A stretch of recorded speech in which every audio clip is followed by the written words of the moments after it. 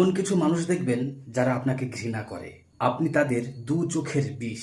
কোনো জায়গায় যদি আপনার নাম তাদের কানে পড়ে, সঙ্গে সঙ্গে তারা বদনাম আর চগলখড়ি করা শুরু করে দেয়। এমনও না যে আপনি তাদের কোনো ক্ষতি করেছেন, আপনি তাদের টাকা নিয়ে মেরে দিয়েছেন কিংবা তাদের জায়গা জমি কেড়ে নিয়েছেন, তবুও তারা আপনাকে দেখে জ্বলে। সেই ব্যক্তি কেন আপনাকে দেখে জ্বলে সেটা ভাবার জন্য আপনাকে কয়েকটা অপশন ফলো করতে হবে। প্রথমে দেখবেন তাদের মনের মতো, তাদের মন খুশি করার মতো আপনি কিছু করতে পেরেছেন কি না।